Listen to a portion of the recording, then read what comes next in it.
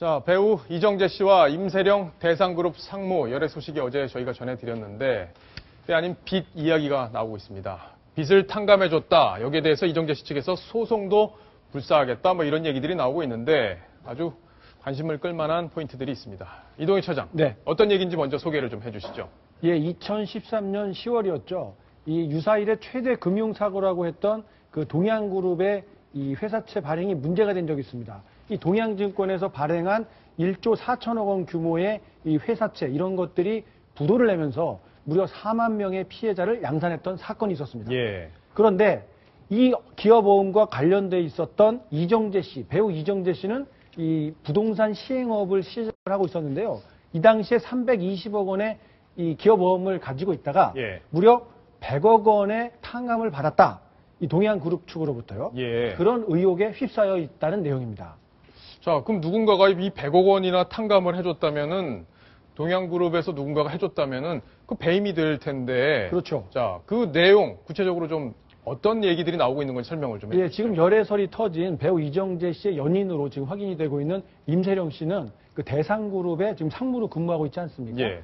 대상그룹의 상무이면서 이 이화경 이 오리온그룹의 부회장과 친분이 있습니다. 그런데 오리온그룹 이화경 부회장의 언니 이혜경 씨는 바로 이 동양그룹 실세 부회장입니다. 그렇죠. 그렇기 때문에 이 임세령 씨가 이화경 부회장에게 부탁을 하고 다시 그 언니인 이혜경 씨를 통해서 100억 원을 탕감받았다. 예. 이런 의혹에 휩싸여 있는 것입니다. 그래서 일부 언론에서는 이 동양그룹 측에서 이 이혜경 부회장을 배임 혐의로 고발을 해야 한다. 이런 여론까지 나왔다. 이런 사실을 보도하고 있습니다. 자, 지금 이정재 씨 측에서 고소를 하겠다 이렇게 나온 걸 보면 이 지금 화면에서 보이는 이 그래픽으로 보여진 이런 관계도 결국에 100억 원까지 동양그룹에서 탕감을 결정해줬다. 이 얘기가 사실이 아니다. 지금 이렇게 얘기를 하고 있는 거네요. 그렇죠. 이정재 씨 측에서는 펄쩍 뛰고 있습니다.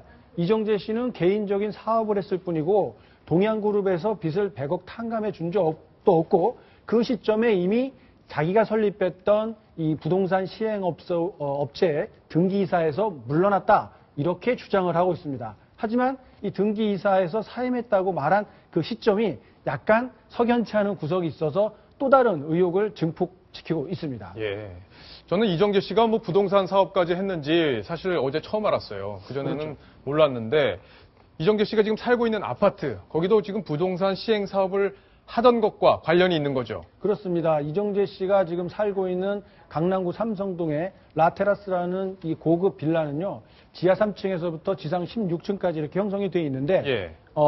18채만 지어져 있습니다. 그런데 이 아파트는 고급 그 빌라답게 각 세대마다 전용 엘리베이터가 설치가 되어 있습니다. 세대별로? 그렇습니다. 예. 그래서 외부인하고 접촉할 수 있는 기회가 거의 없다 보니까 이 부유층들이 크게 선호를 하고 있죠.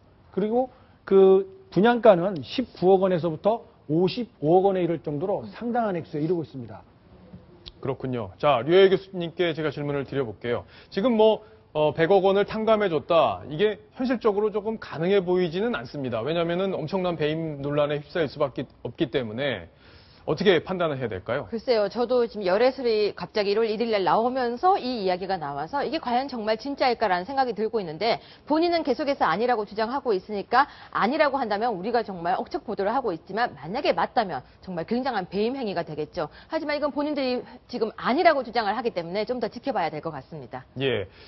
만약에 조사를 했다면, 이거 네. 동양그룹에서는 큰, 이제 자금 문제 때문에 여러 가지 논란에 휩싸였었고, 그렇죠. 네. 그랬기 때문에 이런 조사들이 다 진행이 됐을 가능성도 높지 않을까요? 저는 이런 금액이 있다면 이게 작은 금액이 아니거든요. 예. 이미 정황이 포착이 되어야 되는데 아직까지 그런 얘기가 나오지 않았습니다. 만약에 이런 정황이 있는데도 조사 결과가 발표되지 않았다면 그것도 역시 수사에도 문제가 있는 거거든요. 예. 그래서 이 부분은 정말 제가 법을 아는 사람 입장에서는 이런 부분이 가장 조심스럽습니다. 네. 정말로 함부로 이야기할 경우에는 괜히 억측 보도라고 말을 할 수가 있거든요. 자, 이동현 차장. 네. 자, 그러면 이런 설들이 쭉 나오게 된 뭐 배경이 있을 것 같은데, 아까 뭐 임세령 씨가 친분이 있고 그런 과정을 통해서 이렇게 탕감이 된 거 아니냐 이런 얘기들이 있었는데 어떤 배경에서 이런 설들이 나오는 건지 좀 정리를 해주시죠. 이 소문의 출발점은 두 사람의 관계에서부터 시작을 하죠. 이 2010년이었죠. 이 두 사람의 어떤 그 친분이 있는 거 아니냐, 사귀는 것 아니냐 이런 소문들이 언론지상에 보도가 된 적이 있었는데요.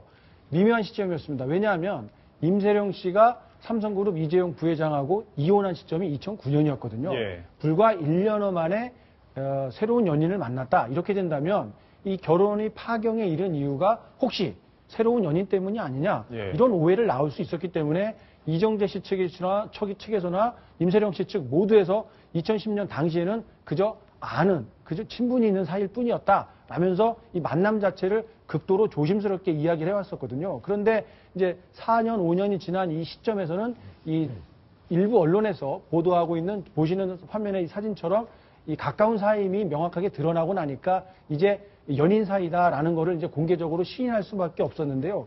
그리고 나서 보니까 이 재벌 그룹과의 인맥을 통해서 그동안 이정재 씨가 수백억 대의 시행사를 운영할 수 있었던 배경에 이런 것들이 있지 않았나라는 이 의심이 형성이 되면서 이번 100억 탕감설까지 나오게 되는 배경으로 보입니다. 저 사진들을 보면요. 제가 이번 사건 때문에 이제 이정재 씨의 가장 가까운 지인하고 통화를 해서 이제 물어봤습니다. 그런데 예. 지금 사진에 보면은 지금 전혀 거리낌 없이 어떤 그 흔한 뭐 선글라스나 마스크 같은 것도 연예인들이 할 텐데 전혀 하지 않고 저렇게 다니잖아요. 2005년도부터 친한 사이였다고 친구였다 얘기를 하는데 사실 실제로 정우성 씨하고 이정재 씨는 태양은 없다라는 영화도 같이 찍고 그랬죠. 동갑내기고 그 주변 지인들과 굉장히 친하게 지내는 사이입니다. 그래서 어떠냐 이 얘기에 대해서 어떻게 생각하냐 그랬더니 정말 그 측근인데 저한테 그러더라고요. 그러니까 이정재 씨나 정우성 씨 두 사람은 뭐 기면 기고 아니면 아니다. 여자친구가 뭐 있다. 뭐 사귀냐 아니냐에 대해서 뭐 밝혀지면 그 자리에서 그대로 말하는 성격이지 그걸 뭐 감추고 뭐 덮고 뭐 이러는 성격이 전혀 아니라고 하고요. 그리고 또 실제로 이정재 씨가 사업에 관심이 많아서 그 두 여성분과 함께 뭐 사업 상의도 많이 하고 또 이야기 뭐 여행도 했다고 하는데 그런 거에 대해서도 주변에 전혀 감추지 않았다고 합니다. 그래서 이번 이야기에 대해서 저런 뭐 100억 탕감설 이런 거는 초점이 아니라 사실은 탑 클래스의 연예인과 재벌가 여성의 어떤 러브 스토리 예. 이것 때문에 지금 핵심이 된 거지 저런 얘기는 부수적인 것 같습니다. 자, 어쨌든 이정재 씨 배우 탑스타인데 이렇게 재벌들과 친분을 쌓고 있었는지 그 저는 얘기는 잘 있습니다. 몰랐습니다. 그 인터넷 댓글 중에 어떤 여성으로 추정되는 분이 그랬어요. 뭐 그 얼굴도 예쁘고 돈도 많고 똑똑하고 날씬한 분이 이정재 씨까지 차지하는 거는 너무한 거 아니냐 그랬더니 예. 남자분이 또 댓글을 달렸더라고요. 예쁘고 돈 많고 똑똑하니까 이정재 씨를 또 차지한 거다. 예. 뭐 이런 얘기도 했는데 인터넷에서는 지금 난리가 났습니다. 이 사건 때문에. 그러게요. 아주 관심을 끌고 있는 이야기인데, 자, 시청자 질문이 하나 들어왔습니다. 이번에도 같이 살펴보고 가겠습니다. 자, 이번에는 류혜 교수님께 질문이 왔네요. 제가 동양회사채 피해자입니다. 피해자가 직접 질문을 주셨군요. 부당하게 사용된 것을 회수하여 피해를 입은 저희들에게 되돌려 받을 수 없나요? 지금도 저희는 1인 시위를 하고 있습니다. 1인 시위가 계속 진행되고 있었는데 저희가 잘 모르고 있었습니다. 죄송합니다. 류혜 교수님께서 답변을 주시죠. 참 듣기만 해도 좀 안타까운 사연인데요. 예. 이 경우에 만약에 그 100억이 부당하게 사용이 됐다면 추징과 몰수라는 법적 절차에 의해서 일단 몰수를 그 금액을 환수할 텐데 그 돈이 그대로 살아있다면 그래도 환수를 하겠지만 과연 그대로 있을지 그것도 의문입니다. 그리고 환수를 하게 된다면 실제 피해자들에게 물론 돌려주는 절차도 있습니다. 근데 그 과정도 굉장히 어렵고 정말 그게 연관성이 있는지 인과관계도 따져봐야 되기 때문에 일단은 조금은 힘들지만 만약에 그 돈이 그렇다고 하면 시간은 좀 걸려도 가능성은 있습니다. 자, 가능성이 있다. 자, 어쨌든 지금 설로 시작된 얘기인데 이정재 씨 측에서 강하게 부인을 하고 있기 때문에 어떻게 논의가 흘러갈지 저희가 또 관심을 갖고 지켜보도록 하겠습니다.